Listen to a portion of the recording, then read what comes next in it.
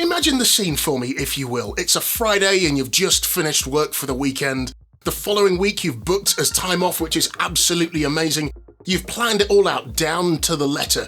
You've decided to spend some intentional downtime with the family, out on day trips, playing lightsabers,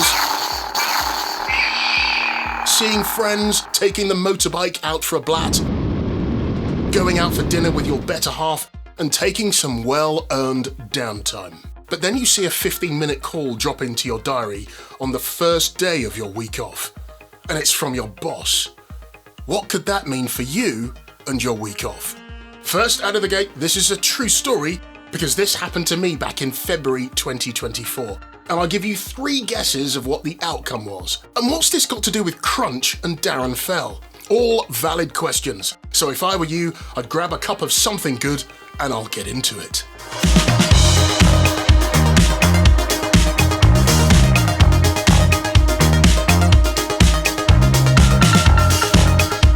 Firstly, please let me introduce myself. It's true, my name is Norf, and at the beginning of February 2024, I had this grandiose title, which was Vice President of Global Revenue Enablement for a US corporate software company, and I had the role for near on a year.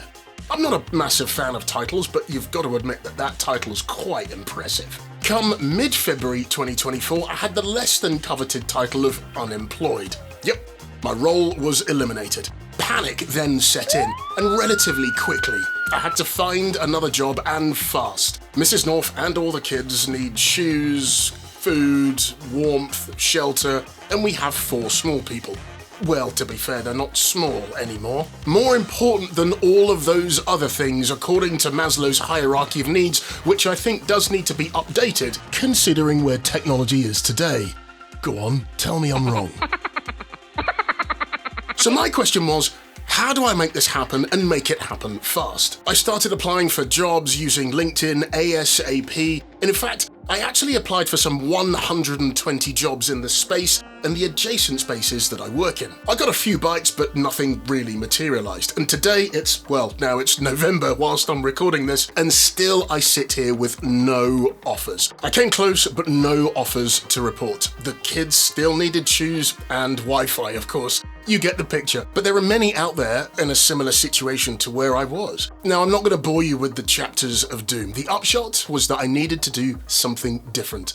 And this is where I made a pivot. I intentionally took what I knew, the skills that I'd built up and refined over time, and I decided that I'd go out on my own. And this is where I went from full-time to freelance. And so far, it's been both scary and a blast all in the same sentence. There's been some bumps and scrapes along the way. However, Mrs. Norf and our big, small people have food, clothing, shelter, shoes, and more importantly, power and Wi-Fi. I've become a freelancer, working for clients I respect who have a need of my knowledge, skills, and my unique perspective. I'm adding value to what they do. After all, people buy from people, right? However, I believe that people buy more from those that add value to what they do. Why do I share my story with you? This is the first in a series that we're creating at Crunch, where we're pulling back the curtain on real stories from those who dared to take the leap. Full-timers to freelancers, if you will. You may recall from the beginning of this video, I went from full-time corporate company vice president of something or other to freelancer, and I actually prefer it. Why? Well, firstly, freelancer is easier to say and remember. But seriously though, would I do it again? In a heartbeat. So what happened? And moreover, how did I do it? I actually never intended to work for myself. In fact, as I was growing up, I always thought paid employment was much more secure. My late grandfather used to say to me, if you can work for somebody else, you can work for yourself. And that always stuck with me. And as it happened, that was tested as decisions were made by a UK company I used to work for back in the day that dictated that I start up on my own. This was way back in 2012, and I had to pivot then. I started up as a freelancer. A great friend of mine, Ruth, designed my True North logo, and I'm forever grateful for what she did. She's an absolute legend because she gave me her time and her expertise and created a brand that I am immensely proud of. I asked, and she more than delivered. At the time, I was suffering from a little bit of imposter syndrome around the skills that I possess and whether I could actually make it work. My skills, perspective, and determination were validated and firmly underlined by a very straight down the line, no BS conversation with my buddy Matt. We met a few years ago when we were both training to become radio presenters, and that's where I met Darren Fell. Back then, I took the leap and became a freelancer for the very first time, and I managed to earn a simple living by being a technical content creator and offering training and enablement services. I ran my business for 14 months before rejoining the ranks of full-time employment, during which time I learned and experienced a truckload which nobody could take away. Back in April this year, it became clear I needed to do something different.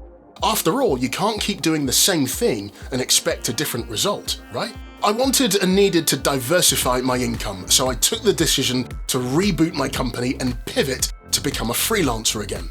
I did get a bit of a severance package from my previous employer, which helped me pay the bills and the mortgage payments on the house, plus practical startup things like getting some of the gear that I needed for the business, plus software and online subscriptions, websites, and all of that jazz. I spent a bit of time speaking to some friends and people from my LinkedIn network who were small business owners, solopreneurs, and also freelancers who gave me the lowdown on their principles and processes that they use and what software tools and platforms they also use. Accountancy was one of those things that I needed to sort out because I knew all had changed from when I ran my business previously. Enter Crunch and their CEO, Darren Fell. It's always best to get recommendations when you start out, right? So I leaned on my network. I'd spent time considering the work that I thought I was going to be doing and the clients that I would be offering my services to, and then chose to create a limited company and go VAT registered out of the gate.